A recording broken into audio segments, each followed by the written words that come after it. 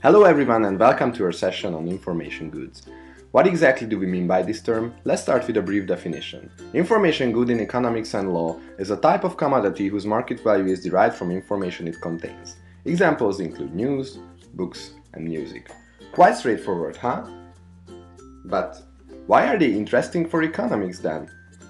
Information goods have high production costs but little cost to make additional copies, and this results in increasing return to scale. But these things are not new. Why are we making this video then? Because technology changed almost everything. The widespread adoption of digital technologies and internet has transformed the way information goods are distributed and consumed. The number of products available to consumers has increased, and at the same time information goods are copied and distributed at near zero marginal costs. This has facilitated piracy in some industries, making it difficult for commercial sellers to continue generating the same levels of revenue. The recorded music industry offers a vivid example. So let's get a closer look at it. The recorded music industry evolved in many ways. Just think about it, we have come from vinyl to tape to CD, and now we are using streaming to listen to music. And some sort of music player is available in every household. So check out the trend of the latest years. Since 2000, the recorded music industry lost nearly 40% of its revenues. Thanks to streaming, however, this loss is on its way to be offset in the past years. And what drives this? Digital revenues, which accounted for 50% of the total revenues of the music industry in 2016 for the first time. Digital revenues overall grew by 17% in just 1 year, driven by a sharp 60% growth in streaming revenue. Streaming now makes up the majority within the digital revenues. The change in the revenue structure shows a quite clear picture. Now zoom into this part of history and see how we got there. When it comes to how technology has disrupted the music industry, there are two main players that one cannot avoid thinking of: YouTube and Spotify. YouTube is the first prominent player to be introduced, and it has been around since 2005. It's actually an online video platform where users upload videos you know YouTube, right? Spotify appeared 3 years later, and it is a digital music streaming service that gives users access to over 20 million songs and podcasts from all over the world. Now, let's focus on how these two companies disrupted the music industry. Shortly, they provided a sustainable model of listening to music in a legal and free or inexpensive way.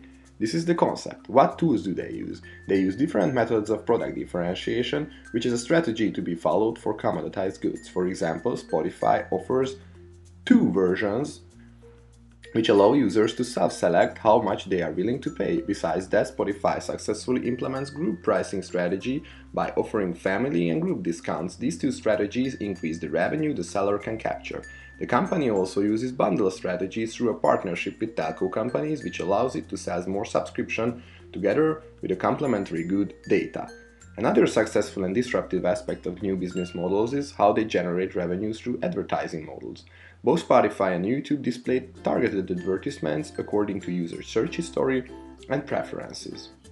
Lastly, YouTube and Spotify are network-based. The more people they attract, the greater the value they provide. In YouTube's case, everyone can upload content on the platform, so virtually any music is available there. Spotify also capitalizes the network effect by allowing its users to see what their friends are listening to. So now you have seen what were the tools to disrupt. Check out the impact on the market. We use the good old 5 forces model of Porter to show how the industry looked like before the disruption of digital players. 5 major record labels controlled over 70% of the global market. There was a big competition among them, but their market shares were stable and the total market was more than enough to serve them. There were just a few gatekeepers, record labels, A&F, radio and TV executives who set all the rules, so suppliers had a really high power. The format of the music and the channels through which it was available were set, and the prices were controlled. In conclusion, the power of consumers was low. Barriers to entry were very high, and the music industry required a lot of money, know-how and extensive network, so the threat of new entrants was low. Music was available in one format and only by the record company. Consumers didn't have a lot of alternatives if they wanted to listen to their favorite artists, so substitutes meant a little threat. And then came digitalization and the streaming companies. So how the market looks like now. Now there are numerous competitors of different size and power such as Spotify, YouTube and Apple. Technology resulted in high industry growth rate. Exit barriers are high as firms struggle with skills that cannot be used in other industries. The current industry rivalry ranges from medium to high. Labels still have extremely high power towards streaming companies. What about independent artists? Although few of them refuse to have their music available through streaming, record labels have significantly larger market share, and so the overall power of suppliers is high. Consumers can choose from a great selection of music streaming services, which results in a high price sensitivity. Their advancing tax savviness makes them critical towards service quality, so bargaining power of buyers is considered high now. Established companies have a large number of active users and the corresponding economies of scale. Switching costs can be high for users as they have already created their playlist and preferences. Barriers to enter the music streaming market is high, so all in all, the threat of new entrants remains little. There are numerous streaming platforms that benefit from large base of users. Piracy and video streaming offer similar services but freely. Their big influence on the markets leads us to the conclusion the threat of substitutes became high.